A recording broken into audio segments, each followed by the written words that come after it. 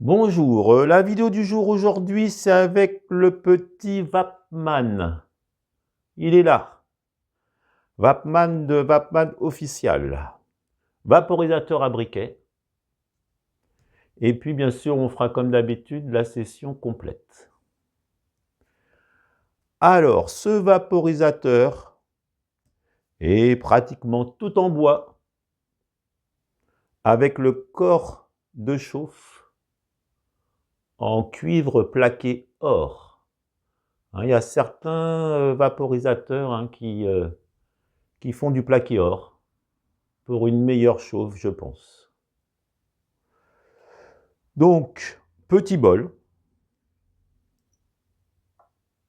Il est là. Donc, peut-être aussi, surtout pour du micro-dosage, micro-dosing. Alors, on peut l'utiliser à la demande, comme un peu tous les vaporisateurs à briquet. Voilà, très bel objet. Vraiment très très sympathique en main. Très original comme vaporisateur. Très belle finition. Et puis aussi bien pensé aussi. Parce qu'on chauffe de ce côté-là. Nous avons des petites entrées d'air sur les trois barres là. Et puis du coup, on les voit, l'air arrive et passe à travers. Et puis passe à travers la grille. Et puis on aspire. On va y revenir. Voilà, voilà. Donc anciennement suisse, c'est les Italiens qui ont repris la marque. Alors, si j'ai bien compris, avant il s'appelait le basique, le classique. Et puis maintenant, depuis novembre 2021, c'est devenu plutôt le Vapman pur, dans une nouvelle boîte. On va y arriver justement à cette fameuse boîte. Donc dans la boîte, qu'est-ce que nous avons? Nous avons bien sûr la notice en anglais. Et puis donc le Vapman est dans un 9. C'est assez pratique. Et donc voilà, il est dedans, on le met dedans, on peut partir avec, il n'y a pas de problème. Voilà, et dans cette boîte, nous avons donc des ustensiles assez sympathiques, qui sont quand même, voilà, bon, bien pensés. Nous avons, bon, on va y revenir pour le remplir, un petit entonnoir assez pratique. Au départ, je ne savais pas trop ce que c'était justement. Une grille pour les résines, on va y revenir aussi bien sûr. Et puis nous avons des embouts supplémentaires. Alors là, j'ai mis le bois parce que je trouve que vraiment il est encore plus joli. Mais nous avons le... voilà, là c'est en acier, je pense, en inox. Ça c'est en céramique, je crois bien. Adaptable, bien sûr. Et puis là, il y a aussi l'embout en verre.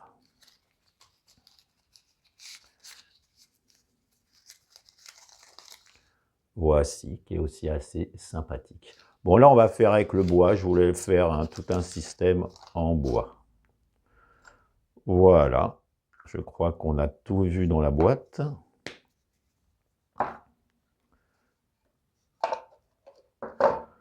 Et puis, bien sûr, et non, on a aussi le briquet. Alors, le briquet, il va être dommage qu'il soit en plastique, puisque tous les autres matériaux sont assez purs. On aurait pu mettre un briquet de chez Dynavec, un briquet Vector de chez Dynavec. On aurait pu. Bon, là, c'est sûrement pour les coups. Mais celui-ci, vraiment, a une très belle autonomie. Et il fonctionne vraiment très bien. J'étais assez bluffé par leur briquet, qui est vraiment... il n'y a rien à dire. Voilà.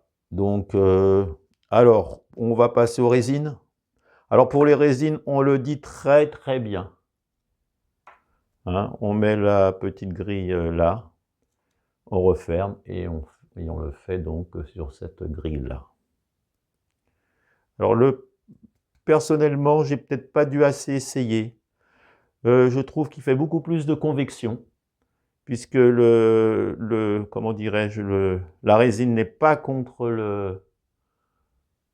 les parois du bol.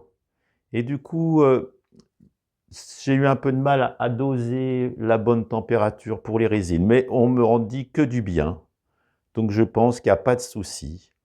Il faut juste trouver la bonne température par rapport avec la convection supplémentaire. J'ai probablement pas assez testé la résine. Et ce genre de vaporisateur, comme tous les vaporisateurs à briquet, il faut plusieurs semaines, voire plusieurs mois pour vraiment bien maîtriser la chauffe. Vraiment, c'est quand même, ça n'a rien à voir avec un électro où on met à la température, on aspire. Là, ça fait une dizaine de jours que je m'en sers, 15 jours. Ce n'est pas assez pour bien maîtriser l'engin, enfin du moins pour moi. Voilà, donc voilà, ça c'était la résine, on en a parlé. Alors l'airflow pour moi, il est trop aérien. C'est-à-dire que, voyez-vous, nous avons 3 trous comme celui-ci. 1, 2, 3. Et avec les 3 trous, je trouve qu'il y a trop d'air qui arrive froid et que l'air qu'on prend du bol par les 3 petits trous, eh ben, on n'en prend pas assez. Et en plus, on ne peut pas aspirer, il faut vraiment retenir sa respiration. Sinon, bien sûr, on refroidit trop vite le bol, puisqu'on aspire trop fort. Et donc, j'ai bouché avec des cure-dents 2 des 3 trous. On peut même se servir du 3e trou, un petit peu, faire des appels d'air ou pas. Je l'avais déjà fait pour d'autres vaporisateurs, le Vaponic ou l'élève 8R. Petit clin d'œil, tiens, à quelqu'un. Et puis, je le fais aussi là-dessus. Quand c'est trop aérien, les vaporiseurs à briquet, j'ai l'impression d'avaler beaucoup d'air. Je préfère quand c'est un tout petit peu plus restrictif. Ça ne regarde que moi. Voilà. Donc moi, je me suis permis d'emboucher 2 sur les 3. Et du coup, je peux aspirer plus fort sans vraiment essayer je peux aspirer normalement. Voilà, et bien écoutez, on va le remplir, hein. On a fait déjà un petit tour quand même dessus. Toujours mon mélange de plantes. Alors attention pour le remplissage. Alors comme vous voyez, on peut donc mettre et là, ça s'adapte parfaitement. Et puis comme ça, on n'en met pas partout. Attention au remplissage, puisque c'est du micro-dosing, on a tendance à trop tasser. Et si on tasse trop, l'air ne passe plus à travers. Et forcément, ça marche moins bien. Donc, méfiance, méfiance, méfiance. Hein, on va essayer de faire ça propre, ce qui n'est pas évident. Surtout de ne pas trop en mettre. Alors là, j'ai bien grindé, hein, comme ça j'en mets un peu plus. Et puis, nous pouvons, je pense, tapoter pour faire un tassage moyen, quoi. Donc là, j'en ai mis, micro-dosage. Et puis nous allons, voilà, il faut un peu dégager le centre. Donc j'aurais pu en mettre légèrement plus, mais là pour la vidéo, ça ira bien comme ça. Donc pas tasser, et puis on dépasse pas le bord. On enlève on n'oublie pas, qui s'enlève assez bien. Et là, nous avons donc notre bol qui est prêt. Nous n'avons plus qu'à fermer.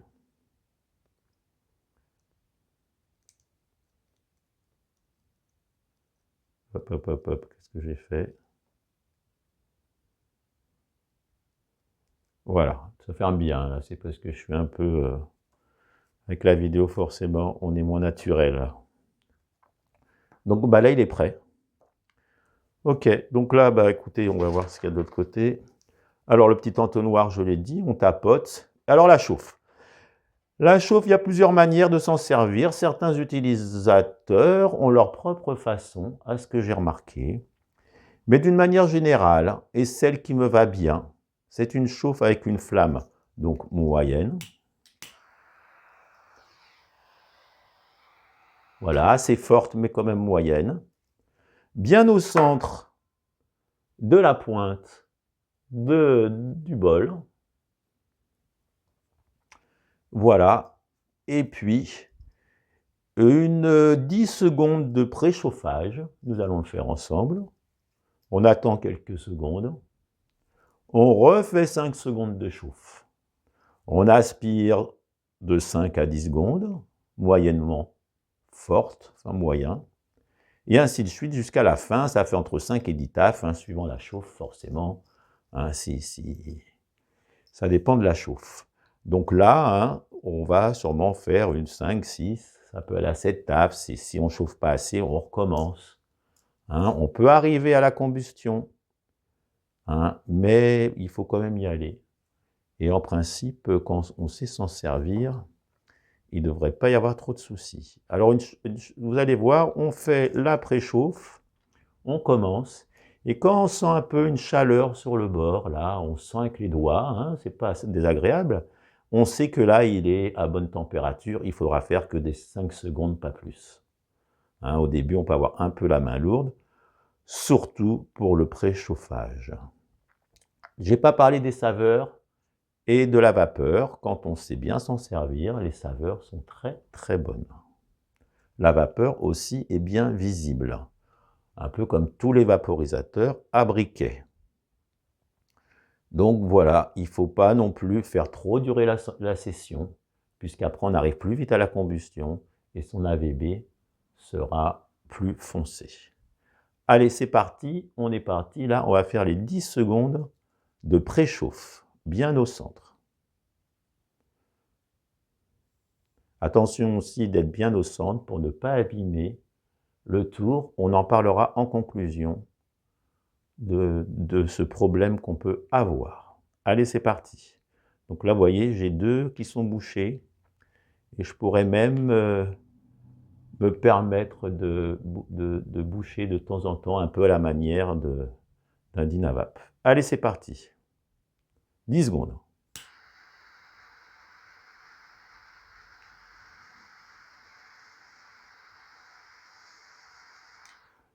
Voilà, les 10 secondes sont faites.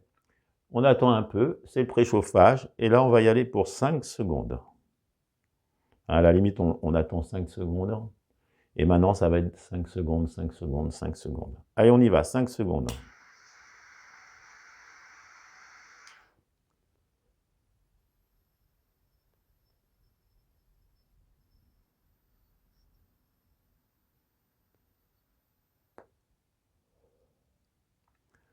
Très bonne saveur, un peu de vapeur, ça démarre. Là, vous voyez, quand je le sens, il n'est pas encore vraiment chaud. Donc, on peut avoir pas la main lourde, mais on peut y aller. Allez, 5 secondes.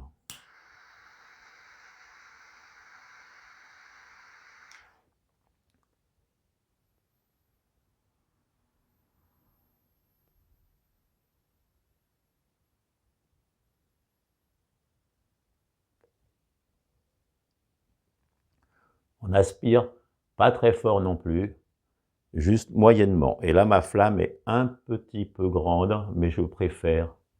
Allez, donc 5 secondes, on aspire 5 à 10 secondes, on reprend 5 secondes. Troisième taf.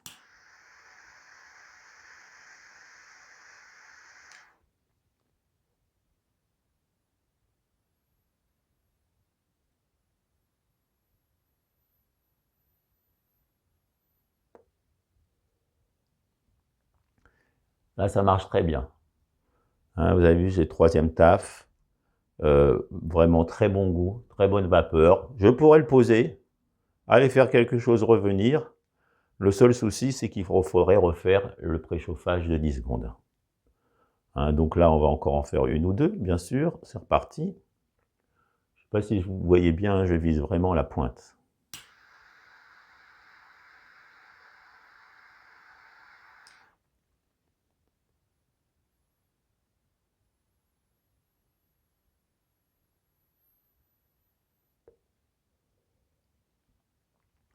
Toujours bien. Et là, pareil, je me mets sur la pointe, vraiment sur la pointe, les deux pointes, hein, en fin de compte. Allez, encore une.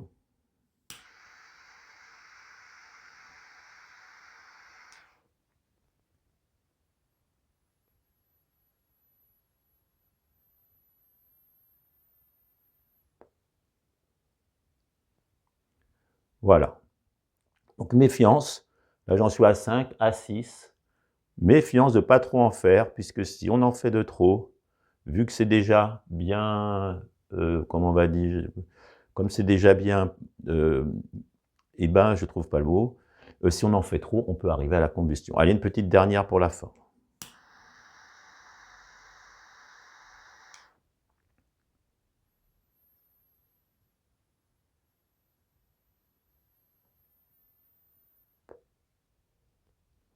Voilà, donc on va voir la VB. Hein, et je vous dirai après, attention, il faut... Alors on va aller voir la VB. Et là, vous voyez, c'est un petit peu chaud, juste comme il faut, et on sait qu'on est dans les bonnes températures. Et là, vous voyez, nous avons un AVB vraiment très clair, sans aucun problème. Donc, ce que je voulais vous dire aussi, c'est qu'il faut faire très attention de ne pas... On aurait pu encore, vous voyez, il est un peu... Enfin, moi, je le vois. Il est encore un tout petit peu vert. Mais non, parce que vers le fond, il est forcément un petit peu plus foncé. Donc là, voilà, la session est... Et donc, il faut vraiment faire attention de bien viser, de ne pas abîmer le bord. Alors, je sais qu'il y a une version où il y avait un truc métallique là. Et puis, parce que si vous n'en prenez pas soin, le bois peut se déformer. Hein. Sur le groupe, là, justement, une personne en est à son 3e. Pas parce qu'elle ne fait pas attention, mais parce que ça s'use un peu, ça se déforme. Et après, il peut y avoir des problèmes. Donc, attention à en prendre soin. Allez, la conclusion. Très bel objet, très bien pensé, très agréable en main. Néanmoins, une séance d'apprentissage est nécessaire pour avoir une bonne vapeur et de bonnes saveurs. La maîtrise de l'engin n'est pas si simple pour les connaisseurs ou pour les personnes vraiment aussi. Commencer avec ça, attention, attention quand même. Hein, comme beaucoup de vaporisateurs à briquet, c'est quand même moins simple que les vaporisateurs électroniques. Attention à prendre soin, comme je vous l'ai dit, sinon il peut se déformer et ça serait dommage de l'abîmer trop rapidement. Alors je le recommande pour les inconditionnels hein, de la vape au briquet. Et je sais qu'ils sont nombreux. Hein. Et puis déjà sur ma chaîne, vous pouvez retrouver aussi une playlist vaporisateur à briquet, vaporisateur à la demande, vaporisateur d'Inavap, et ainsi de suite, et ainsi de suite. Voilà, je pense que là, je vous ai tout dit sur ce petit vaporisateur très, très attachant et très original aussi. Et bien sûr, pour faire vivre ma chaîne, abonnez-vous et tatati, tatata. Je vous dis à dimanche prochain, 16h30, en principe. Allez, salut!